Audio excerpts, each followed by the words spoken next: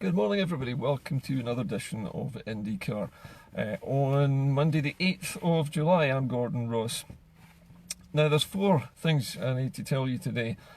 Some of it's news, some of it is asking questions, some of it is food for thought.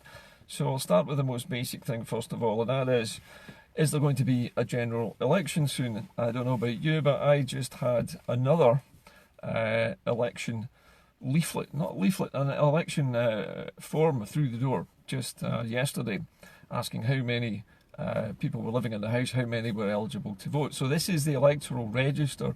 Again, this is about the third time in 3 years I've been asked to fill these forms out. So why are we being asked to do this? It's obvious that the British government or the British civil service is concerned that there is going to be a general election very soon, and therefore they have to check the electoral register to make sure that everybody has been warned in advance. So what are the chances of a general election happening? Well, given the fact that things are going so badly for Brexit, I think the chances are very good. It doesn't matter which of the two Tory choices are made for Prime Minister, the facts of Brexit remain the same. It's been said by, in fact, just about everybody in the financial world that Brexit's going to be a bad thing. The Financial Times is saying that confidence in the UK's manufacturing sector is at an all-time low. There is negative growth in the economy. That means we are actually contracting. Our economy is not expanding. We're not increasing the number of orders. We're not selling more. We're selling less already. We haven't even Brexited yet. So we're heading into recession before Brexit has even begun. There is also the fact that the money markets are betting on a no-deal Brexit. In other words, they think that the UK is going to crash out of the EU without a deal, and they are basically advising all their investors to pull all their investments out of the UK and put them into the EU instead. And even former Tory cabinet ministers are making this exact same kind of recommendation to their investors and the various companies that they have directorships in. We've also heard from Mark Carney that there is very good chance in the case of a no-deal Brexit that the Bank of England will step in to raise interest rates at the same time as other banks around the world are cutting theirs. If that is the case, Carney has warned that there would be an increase in the cost of borrowing and there would be a vast increase in inflation, because the two would go together. A no-deal Brexit and a huge contraction in the economy, unemployment would fall unemployment would actually happen very quickly, because the Tories have made it so easy to sack people now that companies are actually quite okay about hiring people just now, just before Brexit, because they know that they can sack them at the drop of a hat. They don't need to pay them compensation, they don't have to pay them month's salaries, they don't have to give a reason even these days to sack somebody. So it's much easier for a company now to just sack as many thousands of people as they wish. But it's not so easy for them to stop making investments in their company. So things like infrastructure, buying in machinery, automation and so on, that kind of investment will probably remain at a reasonably healthy level. But the thing is, the one thing that companies can control is the labour cost. In other words, they can lay people off easily now, because the Tories have removed all the obstructions to that by changing labour laws over the last 20 years. Okay, so the chances are very good that unemployment will rise in the case of a no-deal Brexit. The problem here is that due to the arithmetic of Parliament in Westminster, doesn't matter who's the Prime Minister, there will be resistance to a no-deal Brexit. There is no chance that Jeremy Hunt's plan, if you want to call it that, to renegotiate the deal with the European Union, there's no chance of that succeeding, because the European Union doesn't have to change its position. The European Union is already prepared for a no-deal Brexit, and it has the whip hand here. The European Union stands to lose a lot less, perhaps 10% of its total its total monetary value from the UK withdrawing from the European Union. The UK, on the other hand, risks losing almost half of its exporting power and losing a lot of other things in the process, being unable to trade smoothly, being limited to how many ports it can do, And there will be shortages of things because there will be bottlenecks, there will be paperwork, there will be checks and balances, there will be roadblocks, there will be all sorts of chaos. Okay, so we know that's going to happen. Now the problem is that whichever Prime Minister it is, whether it's Hunt or whether it's Johnson, they have to somehow persuade Parliament to either renegotiate this deal, which I don't think is going to happen because the EU doesn't need to do it and they've said they won't do it, or we go for the no-deal Brexit. Now, the no-deal Brexit, we already know that there is a majority in Parliament against it. However, John Bercow has since stopped any chance of legislation being put in place that would allow Parliament to again take control of Brexit like it did previously. That's not going to happen again. So the only way for a Tory leader to make sure that no deal Brexit happens would be to prorogue Parliament. Now that would mean ending the session of Parliament abruptly and making sure that basically that the politicians, the elected representatives, the MPs that we elect cannot debate or vote against no deal Brexit. So it's taking the power away from Parliament and into the hands of a man who has been elected only by the Tory party. And he's the second non-elected leader of the United Kingdom. And he would be the man who would basically throw the UK itself, throw itself out of the EU without a safety net. And at that point, as I think somebody else had said, that governing the UK would be impossible because the Prime Minister would have given himself what you might call presidential powers, powers to overwhelm Parliament with his own will, and even overwhelm the Queen with his own will, because although to prorogue Parliament requires the agreement of the Queen, it's largely a power which is given to the government of the day. So proroguing Parliament would be very difficult to do, but possible. But the problem would then be, and everybody knows this incidentally, that the no-deal Brexit cannot be afforded unless Scotland is still part of the Union. The arithmetic does not add up. The amount of money required for the UK to meet its debt requirements, to reduce its deficit and to keep functioning, and to spend the billions and billions of pounds, over £60 billion necessary to try and sort out the chaos of the no-deal Brexit, which could last for months or years. All of that would mean that the UK would bankrupt itself unless Scotland's money was there to help out. Now, Scotland's money, in this case, amounts to about £43 billion per year. Now, that's £43 billion away from the £73 billion that Scotland actually gets in taxation. Scotland produces £73 billion, 43 billion approximately of that goes to Westminster. That would go instantly, that would disappear. That's not including the oil revenues, which they are not taxing at the moment. So that brings us to the point where if it was impossible for somebody like Boris Johnson to decide to prorogue Parliament, he didn't want to do it, the only thing that could happen then would be a no confidence vote in the government. If they lose that, a general election. Okay, so a general election can also be turned into a plebiscite on independence, and this is being proposed by two SNP MSPs. I can't remember both the names, but I know Chris McElhenney is one of them. I think he's actually a councillor, but I will check that.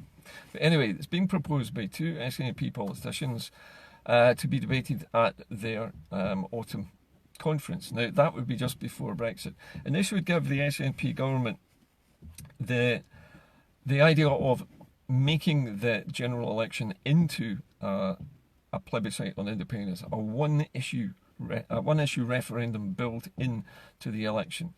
So what would be promised there would be the SNP would stand maybe with the Greens as a joint allegiance on one basic ticket, and that is full independence if they get a majority of pro-independence MPs.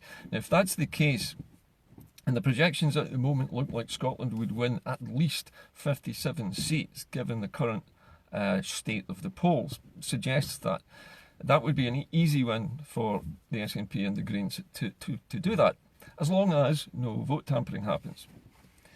However, is that going to be necessary, or will something else happen? If Boris Johnson took us out of the European Union without a deal, then it would be necessary for him to suspend all forms of devolution, because there's no other way of keeping Scotland in the UK Union unless he actually takes control directly of Scotland and its resources. And those are the things which England needs to prop up the no-deal Brexit. What happens if they do that? Okay, what do we do? Now, somebody said, well, what do we do? What can we do about it? How can we generally run the country, and how could we actually set up a referendum if, by some bizarre mistake, the SNP dropped the ball and allowed Boris Johnson to first of all force through a no-deal Brexit, and then there is the suspension of Holyrood under some crazy new legislation that Boris Johnson has just thought up on the spur of the moment? What would we do? And one of the suggestions that has come up is the idea of a pseudo-government. In other words, the SNP government right now sets up a parallel government for Scotland, just in the same way that David Mandela set up his 3,000 or whatever it is civil servants in his little palace in Edinburgh to take over Scotland in the event that devolution is suspended. Why don't the SNP do the same thing? Produce a parallel government somewhere in the central part of Scotland where we would take charge of the referendum, and we would hold a referendum. Now, is it possible to do that? Well, yes, because remember that the 59 MPs who sit at Westminster are in fact the Scottish elected government, if you like. But they're sitting in Parliament in England. So this is the Scottish Parliament in England, in their Parliament. If all of our MPs were to walk out simultaneously, that would mean there would be no Scottish Parliament sitting in Westminster anymore. Those MPs be brought back here, and we form a new parallel government for Scotland up here with our own MPs as part of it, because they are elected officials there to represent the wishes and the interests of the people who voted for them in the UK. Now, if they're not happy about the way the UK is governing, and the UK starts to take charge of Scotland directly and sweeps aside devolution, then those MPs can come back to Scotland and set up their own parallel Scottish government again, as it used to exist. Because when the Union was formed, it basically said that the Scottish Parliament and the Scottish government, if you want to call it, but the Scottish Parliament was now sitting at Westminster with the English Parliament. And so the two parliaments were sitting together, but they were not merged. The Scottish Parliament took part in the United Kingdom Parliament, but it was a distinct group. That group of 59 MPs is the Scottish government, the Scottish Parliament in London. We take them back, we form our own parallel government. Now, these are dangerous things to be saying, I know, but imagine hypothetically that you do that. We can then counteract the whole of the UK, we can counteract Mandela as well, but we would need support to do this. In order to do this legally, we would have to demonstrate to the United Nations that Scotland is a country, first of all, which we know it is, and we can prove that to the United Nations. And we can also show that Scotland is a colony. It's a forced colony. It is in a union with another country, but the other country is plundering its resources, and we want them out. And we do not want them controlling our country anymore. So in order to do this pseudo-government that I'm talking about, we'd need to have or ask for the support of both the European Union as the legitimate government of Scotland, since the English government has decided to, basically stage a coup. That's what it is. We would look for help and support from both the European Union and more specifically the United Nations. Now, this would come under the right to self-determination. Scotland is still a country. It's in a union with another country. It has a treaty with England. England is basically breaking the treaty and trying to take Scotland over by force. We could demonstrate that to them and say to the European Union, we're organising our own parallel government, and we're also organising a full referendum. And can you support us under the terms of the United Nations? If the United Nations said yes, that would mean they could send observers and other officials to Scotland to ensure that the vote is conducted fairly. if there is a boycott by unionists, the unionist numbers are so small that I guarantee you we can virtually guarantee a complete majority in Scotland for independence by that time, because Scotland will have lost all interest in being part of a United Kingdom which stages a coup in Scotland to take over our resources, to steal our oil, and to force us to give our tax money to England to pay for its mistake of Brexit. Because that's what this is really boiling down to. I was making a note of all the things that have been said. But basically the Bank of England, the IMF, the European Union, the UN, all of these massive organisations which have told England repeatedly this is the stupidest thing that you could do, but they're still going ahead with it. Rather than thinking of the country, Boris Johnson, Jeremy Hunt are trying to save face and trying to keep their far-right Tory members happy by going through with this ridiculous charade of Brexit against the wishes of an entire country. Basically, Scotland is not for this. And in fact, the last time I looked, the actual numbers of people, the percentage of people who were against Brexit, and specifically against no-deal Brexit, was over 73% in Scotland. We don't want Brexit, and we don't have to put up with it. And we certainly shouldn't put up with anybody from London deciding that devolution is an inconvenience and they need to grab Scotland's powers and they need to keep plundering our resources to pay for this colossal catastrophe that they've caused themselves.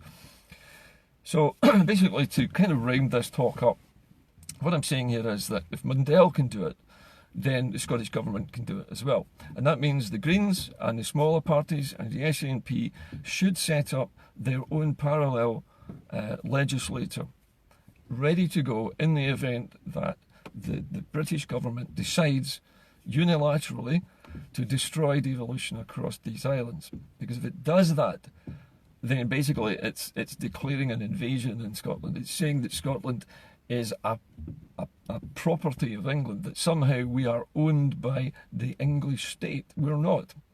We are a separate country in a union with England, and we want friendly trading and normal relations with England. But if we are forced against our will out of the European Union, and the English government, as opposed to the Scottish one, tries to take over our resources to pay for it, then we will do something about it. And we will do something about it which is both democratic and supported by the United Nations and the European Union. Because at the end of the day, the politicians, the SNP politicians, can say, oh, well, the Scots would never put up with that. Well, the Scots might never put up with it, but the fact is the Scots don't have a way of fighting back. And it's up to the SNP, the Greens and other small parties to come up with a way of governing Scotland and taking the power away from David Mundell completely and organising the referendum, which should happen before Brexit. But if it's by some bizarre mistake left too late, we need some way to circumvent this problem that England is going to cause for us. I have seen the British government wrong foot Scotland umpteen times in the past by coming away with ridiculous schemes that completely pull the rug out from under Scottish politicians. The British government will have gamed this out intensely for the last 3 years. They will have come up with a whole series of schemes and ploys and manoeuvres to try and neutralise the problem. Scotland and its people have become enemies of the UK state at the moment because Brexit is something which Scotland doesn't want. And in order for the United Kingdom to get Brexit, Scotland would leave. And this is the problem they face. If they go for Brexit, then Scotland leaves. If they go for a no-deal Brexit, then Scotland's resources are the only thing that are going to prop up the no-deal Brexit. They can't let go of us. They're in a bind. So whatever happens, we're looking at a general election, perhaps if Boris Johnson bottles it, and I think he might, because I think this might be too much even for him. If it's a general election, then we vote for independence through the general election and we win it that way. That way there is no argument about it, and you don't need a Section 30 order. If there's no Section 30 order and they prorogue Parliament and they force through no-deal Brexit, then Scotland must have a government of its own that is not anything to do with David Mundell and the Tories, who would effectively be staging a political coup in Scotland if they tried this.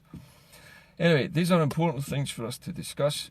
I'm not suggesting any kind of violence here. I'm suggesting democratic means only, and I'm suggesting that we do it now rather than waiting until it's too late. But let's have a plan B and a plan C here. Our failure during the 2014 referendum was we didn't anticipate the destructive, nasty, unpleasant cheating that would go on from the UK side. That's how desperate they are now. And in order to get our retaliation in early, we need a way of neutralising their threat. If they want to neutralise our parliament, then our parliament will pop up somewhere else. And it will still be the same people who were elected to Holyrood in that parliament making decisions for Scotland and not putting up with David Mundell, and none of the laws or the things that are done through Mundell's Vichy office in Edinburgh will be complied with. We just do not obey any of the directions or the legislation or anything else that comes out of Mundell's office. There have to be ways of resisting all of this, and we need to think of all of them. It would be a dereliction of duty for all of us not to think about this now and to plan ahead.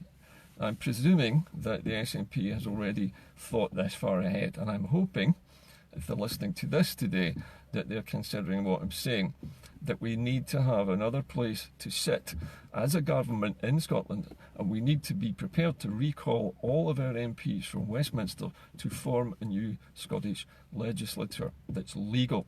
Because the Scottish Parliament was never closed and never absorbed officially in any way, it has always existed in Westminster. We merely need to take it out of Westminster and back to Scotland and to reform our independent parliament as it was, make the decisions that we need to make about our referendum, and not allow any coup to take place here, bloodless or otherwise, because I know that the Tories are desperate enough to try anything at the moment.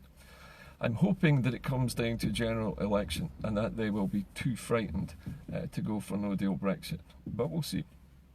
Talk to you later. Bye bye.